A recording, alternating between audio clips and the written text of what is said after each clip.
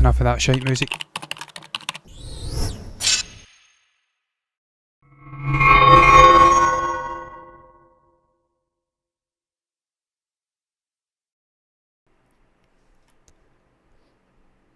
Well, hello and welcome to this Tuesday's Movie News, an early edition of Movie News at that. Sometimes this show begins as late as 12 AM the next day. But tonight I've got my shit together and I'm here to speak about one of my all-time favourite modern day directors and just directors in general, Christopher Nolan. Finally showing the rest of the industry what to do when it comes to these joint movie releases on streaming service and in theatres same day. And it was all started with HBO Max and AT&T and Warner Bros. I do believe it was last year. They made the crazy decision to release their movies same day in the theatres and on their streaming service. And Christopher Nolan and Denis Villeneuve and quite a few other actors and directors came out and had some things to say about it. All of them, though, have acquiesced back into the machine. They've allowed Warner Bros. To get away with it. Not Christopher Nolan, though. I'm going to bring this up first and foremost, and I'm going to quickly, this isn't what I meant to bring up incidentally, get that to fuck. It's this I'm going to bring up, and I'm going to zoom in because I can't read it with my geriatric eyes. I can read it now. I'm going to go to his thoughts on the streaming service last year when it was announced that they were going to put it on HBO Max same day as they released in the theatres. Of course, Christopher Nolan was the only guy who seemed to be immune to that. They tried their damnedest to get his movie Tenet out in the theatres and make it work. It didn't quite work. People weren't willing to risk their lives to go out and watch it. I did. I went to the theatre twice in the space of 4 days to see his movie and push it. Most people didn't know. But this is what he's had to say last year about this, and he had this to say. There's such controversy around it because they didn't tell anyone. In 2021, they've got some of the top filmmakers in the world, like some of the biggest stars in the world who worked for years in some cases on these projects, very close to their hearts, that are meant to be big screen experiences.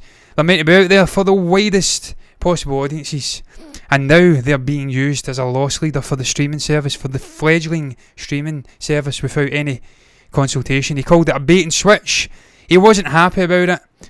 He sort of toed the line for a year, so we thought, and now we have this coming out, his next movie. He has ditched HBO Max. He's told them to get lost, and he's went over to Universal, by all accounts a film studio which is very filmmaker friendly. They have their deals with the likes of AMC over in the States for the shortened theatrical release window, but they are not putting their movies on their streaming service Peacock same day as they put it in the theatres. And I think this is the major bugbear for Christopher Nolan, and he's let his feet do the walking. Those boots were made for walking, and that's what they did. They walked right over Warner Brothers, right in the front door of Universal. This is huge news, man. This is huge news. This may knock some sense into these companies. Finally, that this is a stupid, god-awful fucking idea to put your movie in a theatre and on a streaming service the same day. It's a loss maker. They ain't going to make money. And you see it with Shang-Chi and the Legend of the Ten Rings, which I will be speaking about after this, tearing up the box office during the pandemic, record-breaking Labour Day weekend opening, continuing with the legs, 50-point-something% drop in its second week, hitting in any streaming services for premium access or not, and it's tearing up at the box office. It's making money. That is the way you make money for a movie. You put it in the theatres, and solely in the theatres, and if people don't want to go, they don't go. If they do want to go, they fucking go. But continuing that strategy, it's pushed in a director of this standing, Christopher Nolan, a renowned director, a known golden goose, a known moneymaker for studios like Warner Brothers. They've pushed him out the door with this absolute pie in the sky, bullshit, doomed to fail nonsense strategy. But look, as you can see here, I'm going to bring it up. Per reporting coming out of The Wrap, an unnamed source connected to the production has stated that Christopher Nolan's untitled biopic on theoretical physicist J. Robert Oppenheimer, that fucking excites me as well, by the way, what a guy he was, we'll get into that shortly, will be financed and distributed by Universal Pictures, with a supposed eye on Cillian Murphy to play some sort of part in the production. Nolan is also reported to be going into production on this film in the first quarter of 2022, not long to go at all then. This decision marks the end to an almost 20-year partnership which started when Warner Bros. Or Brothers and Christopher Nolan teamed up for the 2002 remake of Insomnia, which was a fantastic movie. It was a great relationship. They made history together. They produced some of my favourite movies of the last 20 years, 30 years. And it's a travesty that they've had to part ways in this manner because of idiotic executive decision making over at AT&T. And this insistence of pushing movies onto their streaming service to try and draw numbers in there, bring subscribers in, and keep up with the likes of Disney and Netflix and Amazon. A thing that ain't going to happen. Amazon and Netflix and Disney have a lot more money than Warner Brothers. They will be able to push a lot more content onto there. They're already settled in some cases. In Netflix and Amazon Prime's case, they've been doing it for years. You ain't going to compete with those studios. There'll also be a degree of original content that HBO Max can put out that will draw eyeballs there. But it was a poor decision right from the off to put movies on that streaming service. By all accounts, Patty Jenkins and Gal Gadot got a huge payoff to toe the line and fall in place when the Wonder Woman 1984 thing was happening. They shut up, they get on with it. Now Patty's over at Disney, which also no stranger to putting on their streaming service. Denis Villeneuve penned a open letter, I believe on Variety, and made his feelings clear about the decision to put a movie like Dune on HBO Max same day as in theatres. He was frankly against it. He was appalled by it. He's now shut up as well. He's going along with it. That movie's going out in streaming service. And I've got another article that's going to get into that as well, how that could be a disaster for Denis Villeneuve, and it could be a disaster for that movie, but I'll get into that in a moment. And I'm also going to get into a studio that's doing things right, and that's Sony, but we'll get into that in a moment as well. J. Robert Oppenheimer, though, as an aside to the whole ditching Warner Brothers and going to Universal, which I think is a great move, incidentally. Universal, a renowned studio in its own right, worked with a lot of amazing directors over the years, and filmmaker friendly, as I did say, so a great place, a great home, new home for Christopher Nolan. I think that'll be a great move. Fuck Warner Brothers, they're bitches anyway. We knew that after the whole Snyder affair, and dropping him like trash into a bin, a trash can if you'd like. And then it was confirmed with the handling of the Johnny Depp affair and Amber Heard. They sack Johnny, they part ways. Well, they mutually consent, but they sack him. And then they allow Amber Heard, a renowned and known abuser, allegedly, to stay in the company and even give her a pay rise to work on Aquaman 2. We knew this company was a bunch of bastards, a bunch of crooks. So for me, it's good riddance. Fuckies. Christopher Nolan's away at Universal, and I'm delighted. I will follow Christopher no matter where he makes his movies, because he's my favourite, and one of my favourite, I should say, directors of modern day. But J. Robert Oppenheimer, the father of the atomic bomb, a man that says, "I have become death, destroyer of worlds." That was his quote after they tested the first successful nuclear bomb explosion, if you'd like. I presume it was in wherever the fuck they tested it, New Mexico, in the States. This guy was the father, I should say, of the nuclear bomb. He was a theoretical physicist and an incredibly rich life. A renowned figure, both lauded and hated, I imagine, in equal measures.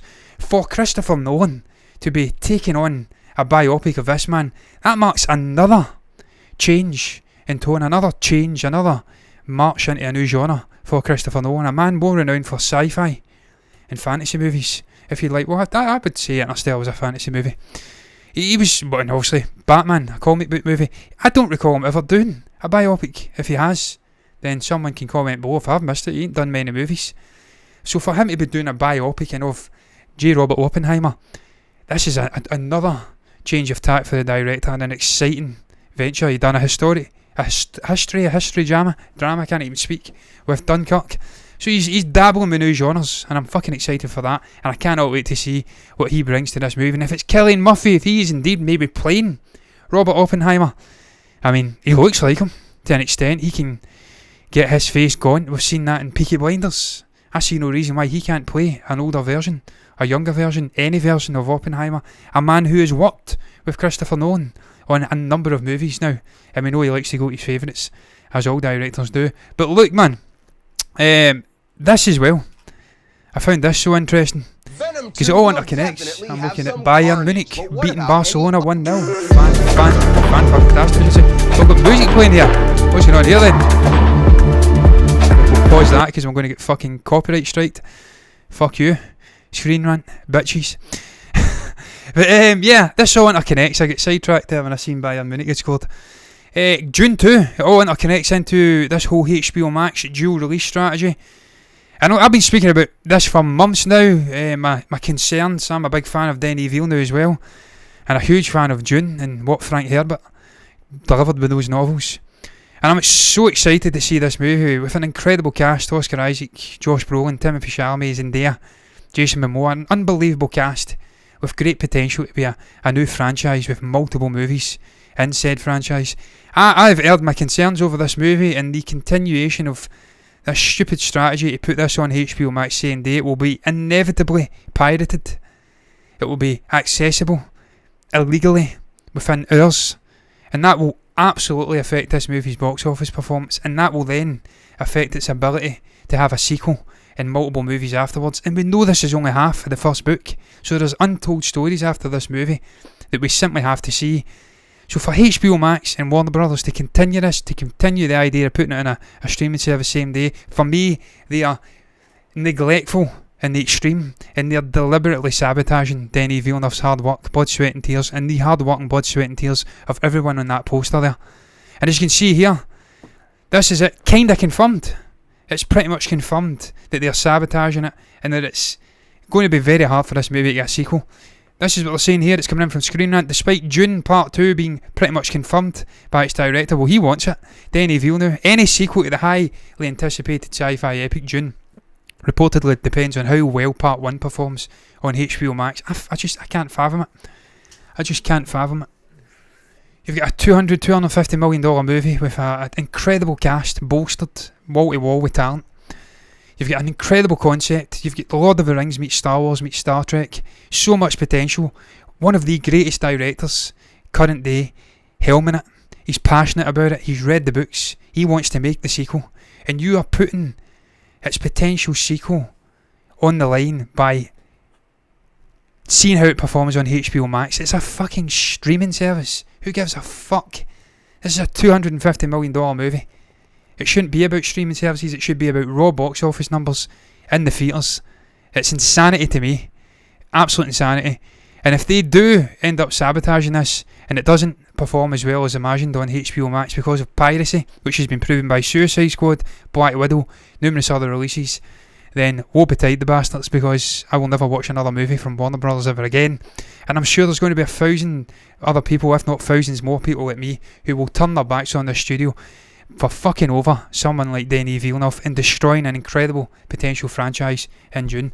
I hope it doesn't happen. But I'm going to quickly move on to this, and then I'm going to move on to the next topic. This is all interconnecting because it's all about this stupid strategy of sending movies, blockbuster movies like that, to streaming service. These plural streaming services. And it's Sony coming out and confirming they will not be doing it. And also we know Universal's not doing it. That's how they've managed to nab Christopher Nolan. And Warner Brothers have lost him. These stupid bastards. And as we can see here, I'm going to zoom that out again because I actually can't read that. I don't know what I'm doing. This is the CEO, Tony Vinciquerra. What a name. None of these fuckers have got proper names, have they? They're all incredibly complex names. There's no Tony, I don't know, Soprano. Tony Smith. It's all Vinciquerras and crazy fucking complex names. It doesn't matter though, he's come out and he's confirmed they're not going to be sharing their blockbusters with streaming services and theatres same day. This is what he's had to say. There is a higher bar theatrically to get film into theatres, so you will probably not see as many films going directly to theatres. He went on to say, we have about 12 or 15, I'm pretty sure there's no other quote in there. Yeah, you can see that. Yeah, I was doing Dr. Disrespect there. Yeah, can't do it. We have about 12 to 15 major films a year distributed to theatres, and we will do the same going forward. I'm going to bring this down because there is a continuation of the quote, I believe. He says it's a big concern, blah, blah, blah, blah, blah, blah, blah, blah. We don't care about this, but you won't see any major films go that way. He's confirmed that there's going to be small to medium-sized movies, definitely hitting the streaming service same day, but for the blockbusters like Spider-Man No Way Home, and the likes of Venom, Let There Be Carnage, and the likes of Morbius, and other big Spider-Man, and other big Sony releases, because we know we're getting Spider-Man into the Spider-Verse shortly as well, they will not be sharing a same-day release slot with theatres and with streaming services, I should say. So it's good to see that it's just the likes of Disney and Warner Brothers that are continuing to have this insane strategy. Of course, with Disney, they can afford it because they're supremely rich and they've just got an unbelievable mine of content and movies to just send out to the universe. They don't care about it. They can lose a couple of $100 million and they'll not lose sleep. Other studios can't do it though, and it's nice to see that they are showing some sense coming to the end of this pandemic and they're looking to get things back to normal because it's the best way. That's the only way movies will make proper money like they did before. No amount of streaming service premium access points is going to make up for the $3 trillion, I can't even speak, the $3 billion that say an Endgame got. Endgame of a 2025, a similar size movie, ensemble release, Avengers movie, would not make $3 billion or 2.8 something billion dollars at the box office if it was having to share its release slot with a fucking streaming service, premium access point release. It's insanity. It's crazy. I want it to fuck, and I'm glad that Christopher Nolan's made a stand. Hopefully every other filmmaker of similar reckoning and similar standing can go out there and put their foot down and tell these studios to go and take a flying fuck to themselves. You will not be getting my work unless you change your mind. That's the only way it's going to happen. That's the only way we're going to get changed. But look, I'm moving on to this topic down here. It's a sort of continuation of that, I don't know, juxtaposition of streaming service same day release and what happens when you put a movie out in the theatres and solely in the theatres. The difference in performances. Suicide Squad flopped. Black Widow flopped comparatively. Big releases went out like The Conjuring and A Quiet Place 2 flopped comparatively because they were available. In A Quiet Place 2's case, I don't think that was available same day on streaming service. But I can, you know what I mean? The contrasting performances, that's what I'm going to say of it. And it just gives me a chance to speak about this movie I went to see on Sunday because I want to speak about it. I'm itching at the fucking bit to speak about this movie. But as you can see, Shang-Chi's box office legs break post-pandemic trends. I've actually got rid of the post bit because no one's told me that it is post-pandemic. Clearly, Stephen M. Colbert knows something that I don't, that the pandemic is over. As far as I can see, it's kicking off again here in the United Kingdom. People are dying. Cases are going through the fucking roof. It ain't over yet, bitch. But I've changed it to pandemic. It breaks pandemic trends. Because it's doing very well here as well. And there's a lot of wells in there. But yeah, as you can see here, I'm going to try and find the point where they actually break down the raw numbers. A lot of big post-pandemic releases. It ain't post-pandemic, fucker. Pandemic's still happening. Wake the fuck up. I've seen really poor opening weekend numbers. But even the movies that opened reasonably strong, like Fast and the Furious 9, F9, Black Widow, saw a consistently high drop in their second weekend box office receipts. F9 and Black Widow both saw drops over 67%.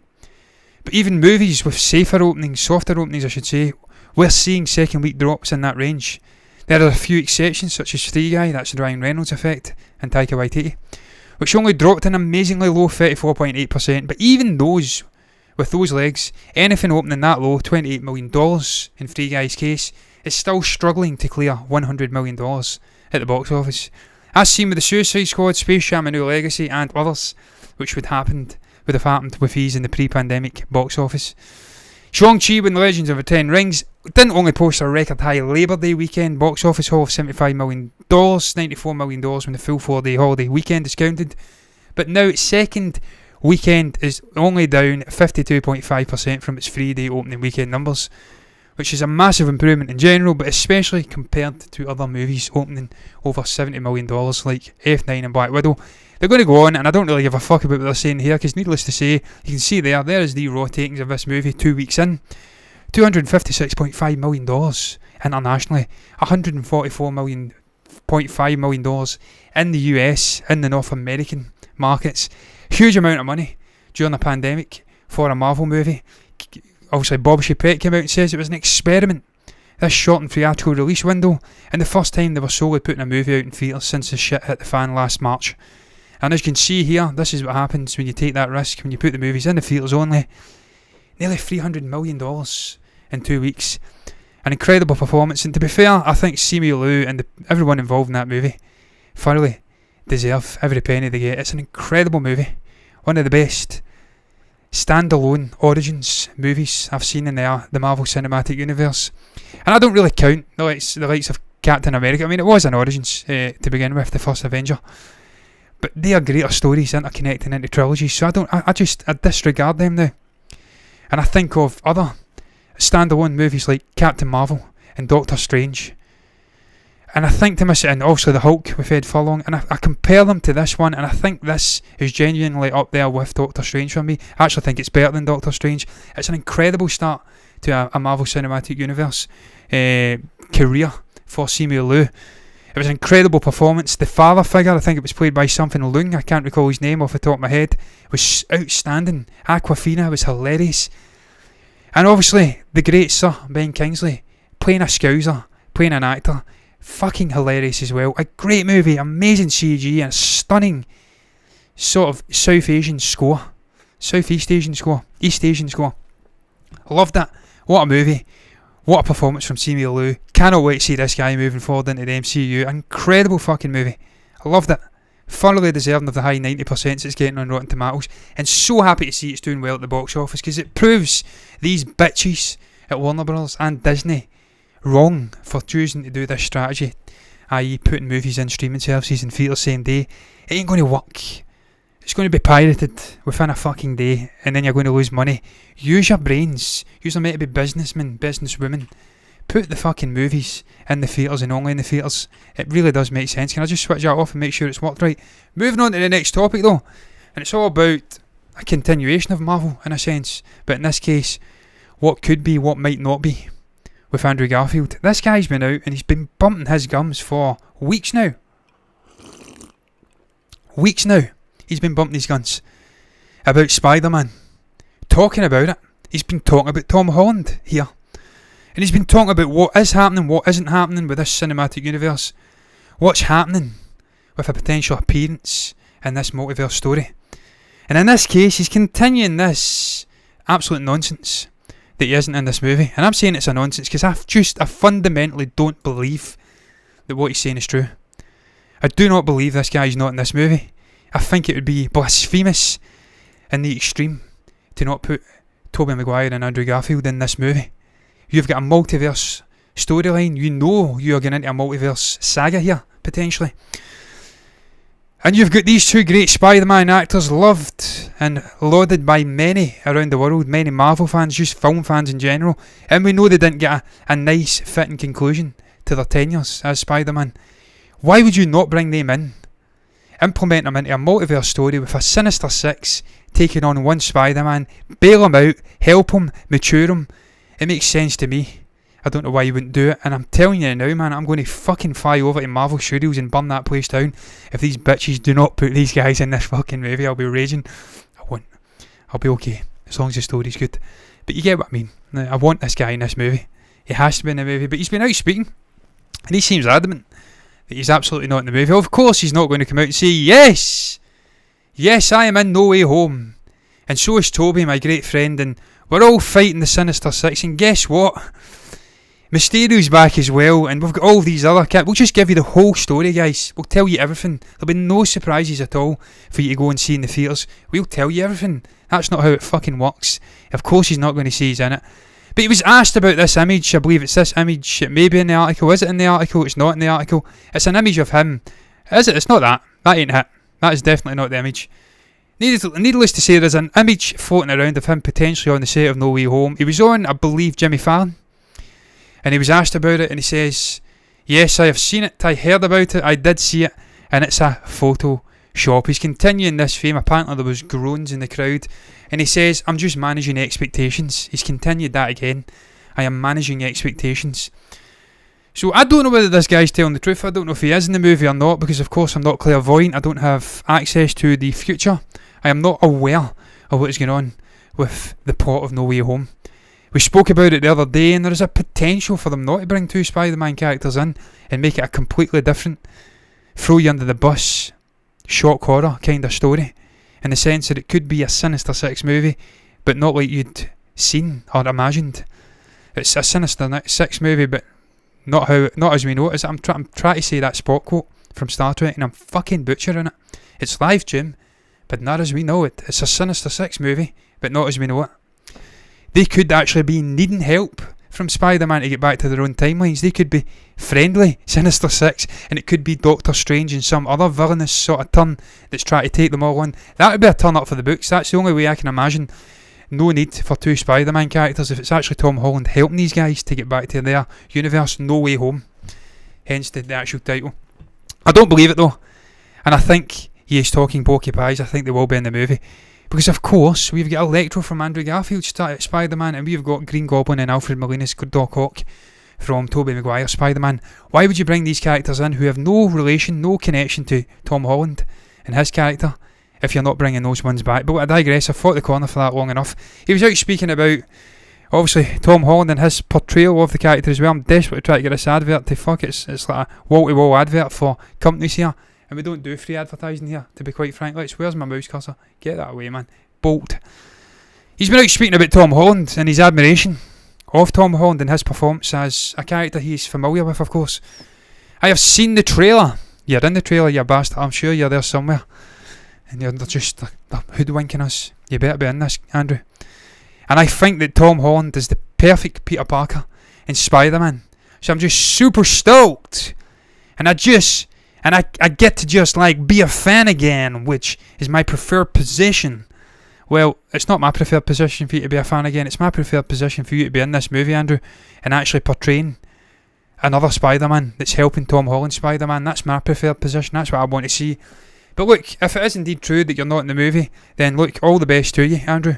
And I hope you really enjoy the movie. I hope you go in there and there's no expectations on you. And you get over the inevitable backlash that will come your way. Because look, we know for an absolute fact that these idiots in the fan base, there is always idiots in fan bases. I'm trying to get rid of the adverts again here, incidentally. There is always idiots in fan bases. And they will come out for the wrong people. They'll gun for the likes of Tobey Maguire and Andrew Garfield if they're not in there. You've conned us, you've hoodwinked us, you've lied. You said you'd be in the movie. Wait a minute, no we didn't. You'll have those people getting after them. So look, no matter what happens, I hope he has a great time in his life. I hope he watches the movie. If he's not in it, enjoys it. If he is in it, I hope he watches the movie as well and enjoys the performance with us that I'm hoping that we get. But regardless, I'm moving on because I'm talking absolute shite to the next topic. Once I drink my German Spezi and crunch on ice. Pardon me. It was fantastic though. Keanu Reeves. That's what I'm speaking about next. I'm speaking about the Matrix Resurrections. And Keanu sharing pearls of wisdom with the entire cast, or whoever the fuck asked him, for his thoughts on the movie after he'd seen it. And just as I'd imagine with Keanu Reeves, quite the little wordsmith, if that's what the right word is, quite the little philosopher. And this is what he had to say. I'll try to think of big fancy words here. Philosopher isn't fancy and it isn't big. But yeah, doesn't matter. After a prolonged wait, the Matrix Resurrections trailer hit the net last week. We know we got a whopping 80 views on it, which is still more than we got in Hawkeye. Fuckers. And fans were thrilled to see the promise of a return to the original recipe that blew their minds in 1999. A different age, that. Director and writer Lana Wachowski appears to have hit the nail on the head for fans as she did with The Matrix, but the real proof is in Keanu Reeves' reaction. After screening the final cut, Lana relays this about the experience. Pardon me. We showed the film to Keanu, and he really was blown away by it. And he said something that was typically Keanu, where it's incredibly insightful. And he's just sort of sitting there, and you don't expect some incredible revelation to come out of him at that moment. Like casual brilliance just kind of rolls off of Keanu. And he was just sitting there and he goes, 20 years ago you told a story in which you described the coming 20 years. And the problems of the nature of digital, of virtual life, and how it was going to impact us and how we think about it. And gave us a frame to be able to think about it and talk about it. And you took the same character and the same stories and the same stuff, and you somehow made it about the next 20 years. And he was like, how did you do it? How did you do that, I should say. I think that's incredible, man. I think that is an incredible piece of insightful advice for, or criticism for Lana Wachowski and for whoever was involved in this movie, and for us getting into it to have in the back of our minds as we watch it. Because look, watching that trailer last week, I spoke about it with Stephen. We spoke about how it did sort of shape the digital age that was to come after 99 with that first movie. How the wonders of the pitfalls have been going down a rabbit hole in the digital world, if you like, the internet, and the dangers of it, of being lost in it, in that web of deceit and lies and of debauchery and of, let's be honest, fucking porn and all sorts of other stuff that's on there.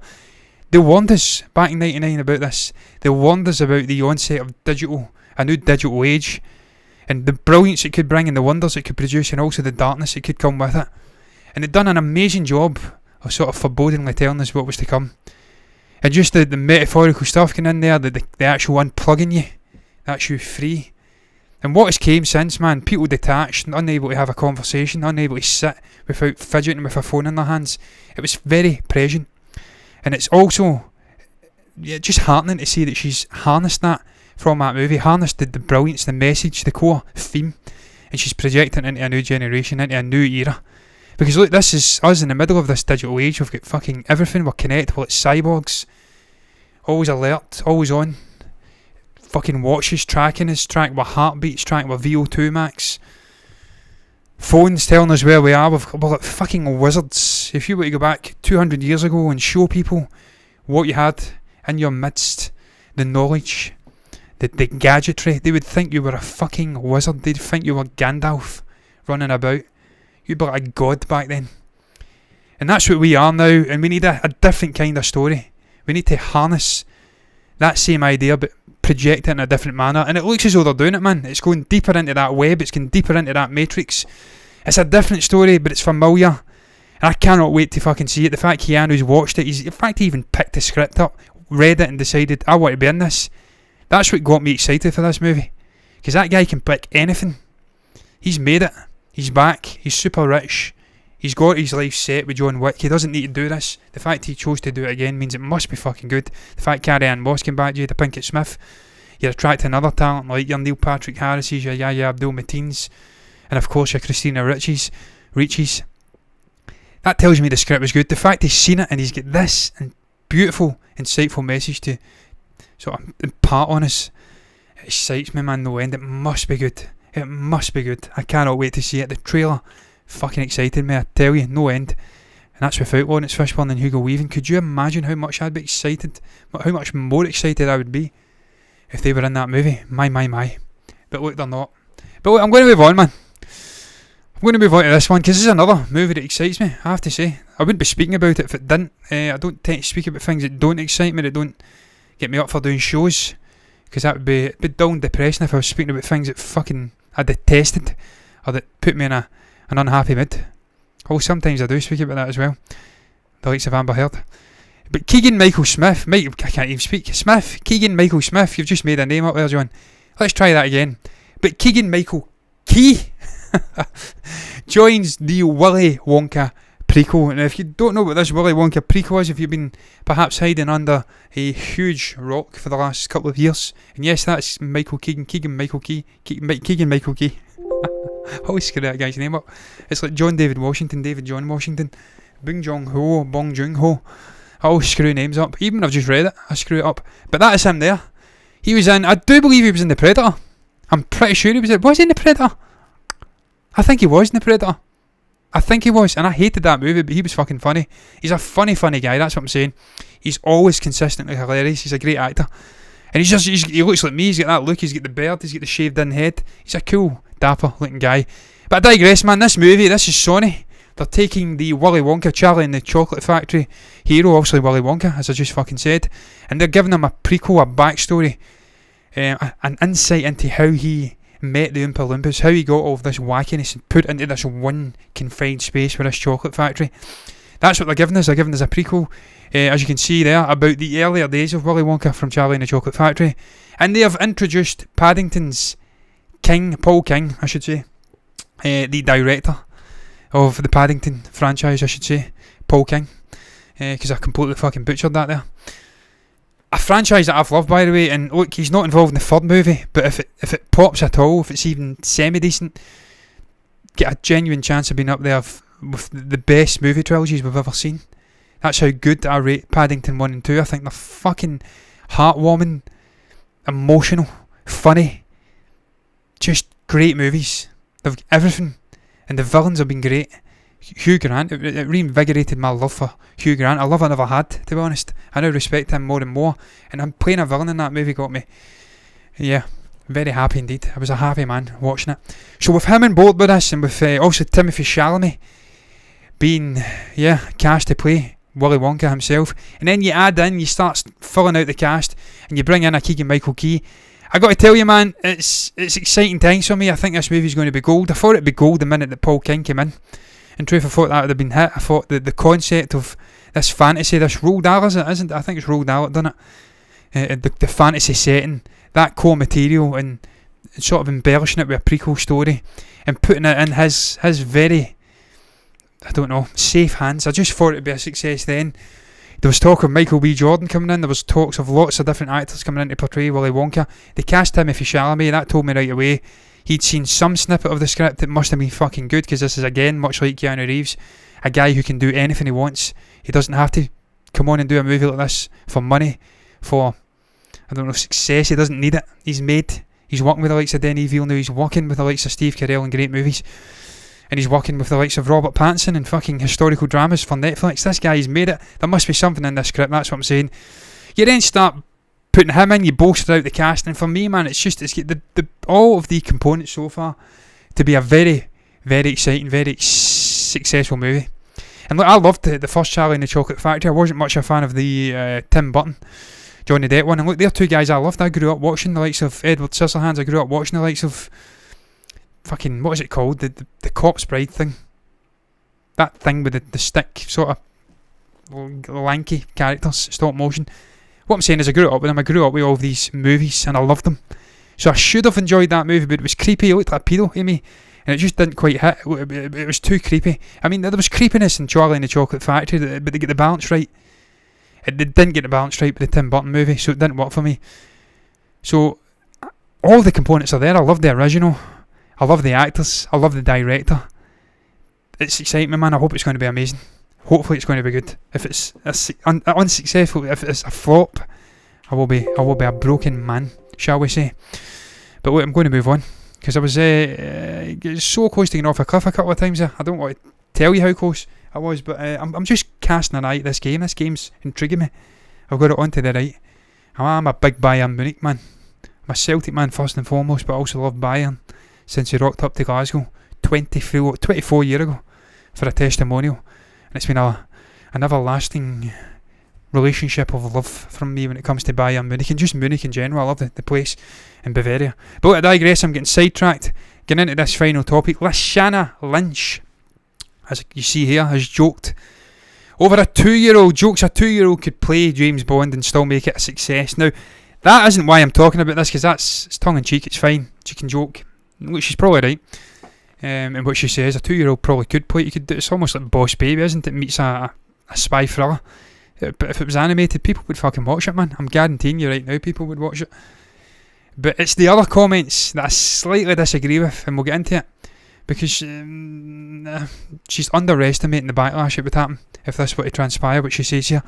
But as you can see, she was in an interview with The Guardian, and she had this to say. And she's underestimating. I'm telling you, she's underestimating the backlash that would happen with this. We'll read it. Hello, Mike. Welcome in. We are in a place in time where the industry is not just giving audiences what it thinks the audience wants, and in some cases what they don't want. With Star Wars, they're actually giving the audience what they want to give the audience. Doesn't make sense to me, Lashana, but I'm sure it made sense in your head. With Bond, it could be a man or a woman. Nope. Barbara Broccoli from MGM, and even the writer, I can't recall the writer's name from Bond, they were pretty fucking adamant that James Bond, it's in the name, it's pretty fucking clear, James has to be a male. He has to be a male character. And look, we've had Barbara coming out and she says, look, what she gets into down below, that doesn't matter. Ethnicities and all of that doesn't matter. Sexual orientation doesn't matter. But he has to be a man. He has to be a man. And I understand Lashana Lynch here. She's playing 007 in this movie at the start. Bond is actually retired, and he gets brought out of retirement at some point. That's clear from the trailers. I don't think that's a spoiler. And also, she wants to give herself the best possible chance to get the job long term. I'm not sure who Norm Macdonald is, man. You've got me intrigued. I'm going to search it up in case I know the face. But rest in peace, regardless, man. Sad to hear anybody passing away. I'm going to search Norm Macdonald up. Oh, right, Saturday Night Live. Oh, right. Yeah. That's fucking tragic, man. He's so young as well, 61. Jesus fucking Christ. That is incredibly young, man. For this day and age, 61. Wow, most people are getting into their 80s now. That's very, very young. Sad to hear that. Yeah, R.I.P. man. I mean, my father's 61 just now, so that's very fucking young.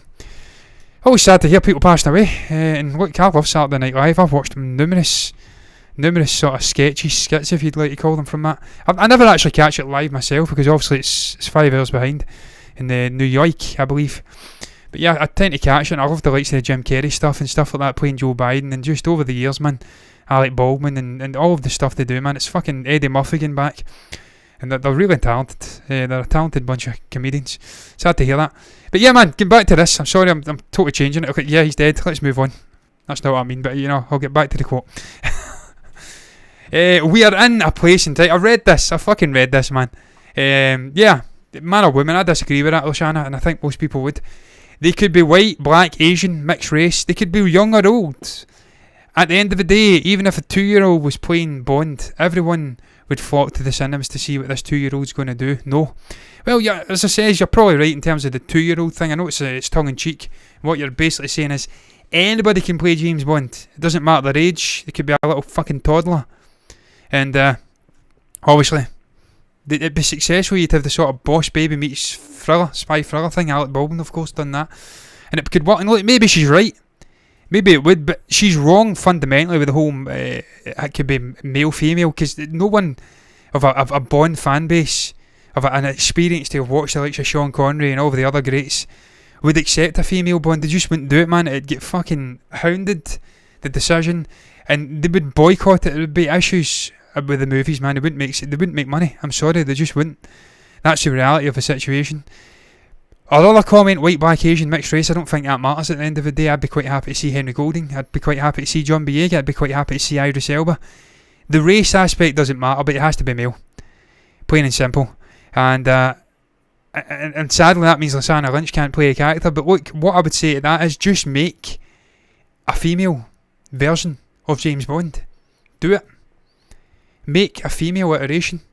Create a spy thriller, novel, series, or just a film franchise where it's a female playing a James Bond kind of character. Why did you don't have to take Bond and make him a female. You don't have to take Gandalf and make him a female. Just do something inspirational for a female actor to fucking play. Do great content for female actors. Plain and simple.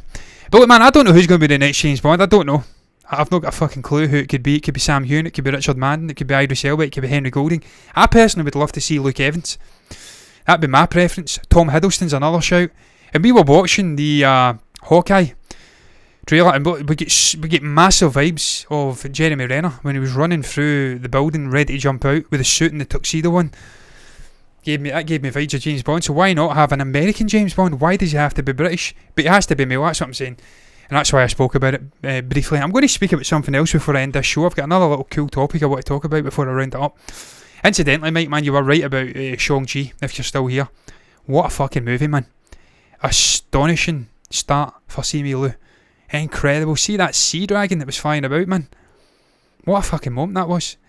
And I was blown away by Ben Kingsley. The actor who played the dad was unbelievable. One of the best villainous turns I've seen in an MCU movie. It was like Eric Killmonger. You could really understand why he was doing what he was doing. You could get on board with his motivations. He was a very much a fully fledged villain. It wasn't cardboard.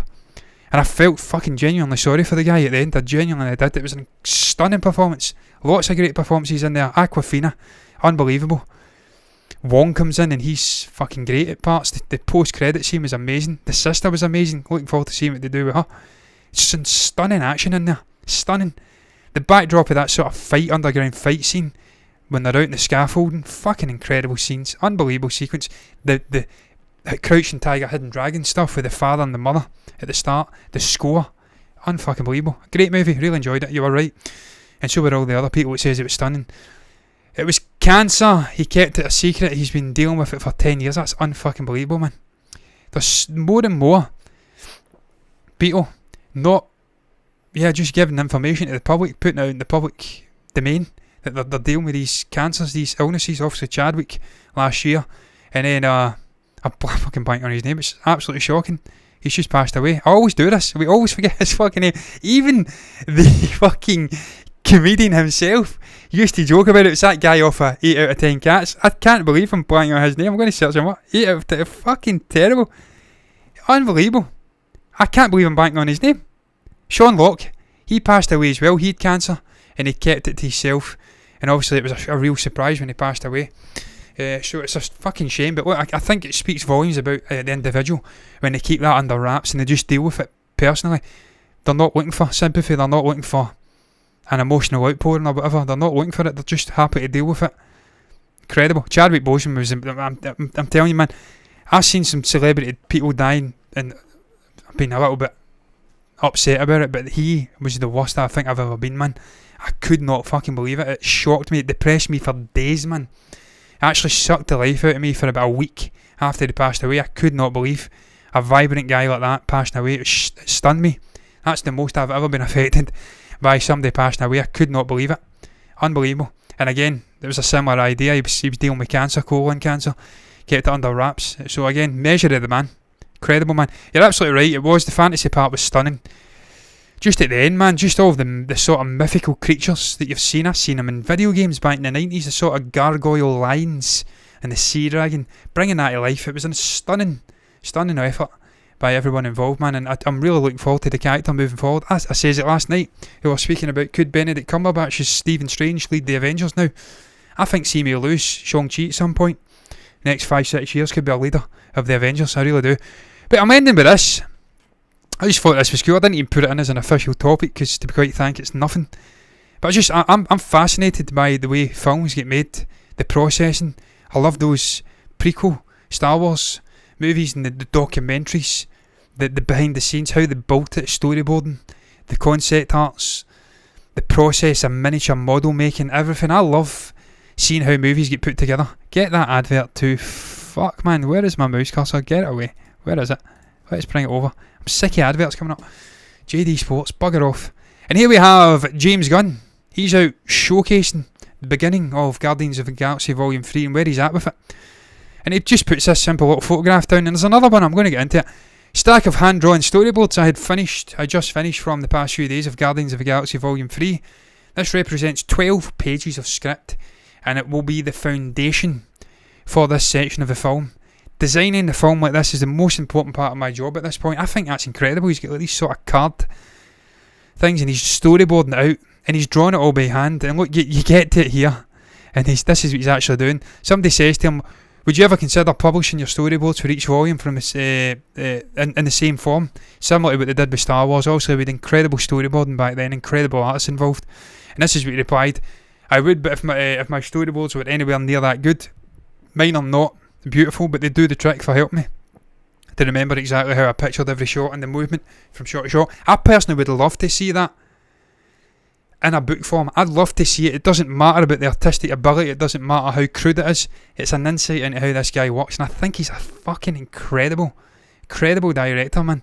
I love Suicide Squad, the way he imparts emotion into silly characters, the way he can blend comedy with raw emotion. He can have you crying and laughing in the same scene. I think he's an incredible director. I love him. I'm going to go back and watch his other stuff before Marvel because I know he did movies before Marvel and I've not seen them yet. I'd love to see this. And you see the simplicity of it, but you can also see how he's structuring it, how he's creating the sequences, the scenes in his mind, and how he's going to make that into a stunning, slick, blockbuster Marvel movie. I think that's fucking incredible. I loved it. That's why I put it in.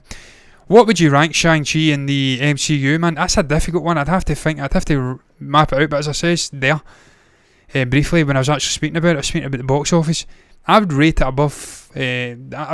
I get a similar level of enjoyment out of it as I did with the likes of Doctor Strange, that kind of introduction origin story. It was different, quirky, but I'd rate it higher than Doctor Strange, and I rate that pretty fucking high, man. So I mean, off the top of my head, top two have got to be Endgame, Infinity War. I then go Civil War, Winter Soldier. What would I have after that? Probably Avengers, Iron Man. I'd rate Shang-Chi above Iron Man. Shang-Chi, Doctor Strange, Iron Man. I have it in at 6 or 7. It's in my top 10. Definitely in my top 10. I'd have to sort of rank it or write it out in my mind, but I think it'd be my top 10. It's a great fucking movie. brilliant movie. The way it bridges east and west, it's martial arts stuff. It's great wire work. Fucking great movie. At least top 15, but I think top 10. 100%. I don't know how many Marvel movies we've actually got now, but it's in the top. It's a top tier Marvel movie. 100%. Incredible work. And I can see why Simu was getting butthurt when Bob Chapek was coming out and saying it's an experiment. He's like, what are you talking about, fucking bitch? I can imagine him when he read that. What are you fucking talking about? This is one of the best fucking movies this studio's put out, bitch. Give it respect. And yeah, I can see why he was butthurt, because it's a special movie. Cannot wait to see more of this guy moving forward. But look, that's going to round it up. I've been going for... How long have I been going here? Have we got information for how long I've been going here? Oh, I don't know, man. Maybe if I bring up this. See how long I've been going here, man. It's been a long one, I feel. What I say, it's been quite a long one. How long have we been going here, man? Have we got any information at all about how long I've been going? Why the fuck does it never tell you how long the stream's been going? I don't know. I've been going a long time anyway. That's what I want to say. Good fucking bit. And I'm going to round the show up.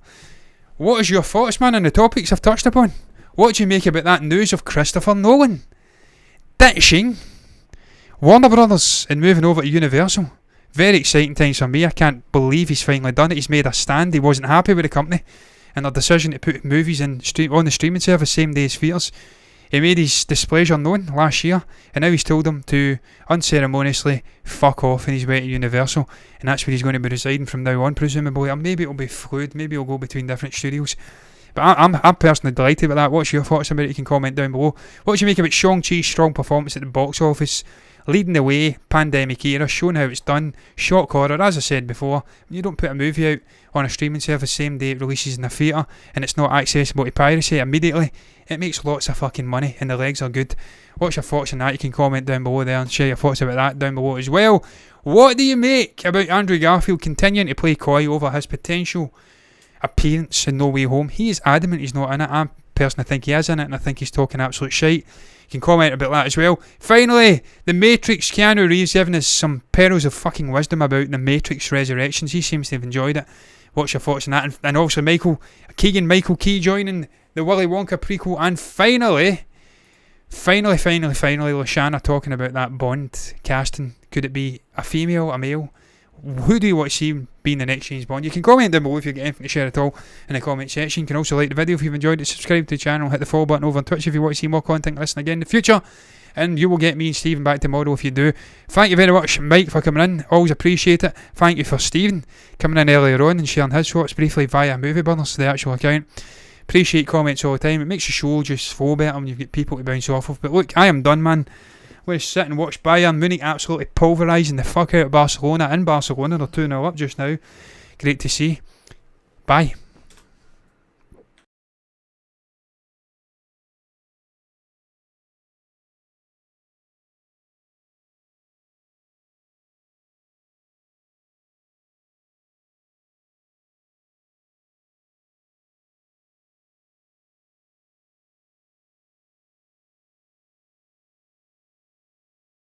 See you after, Mike.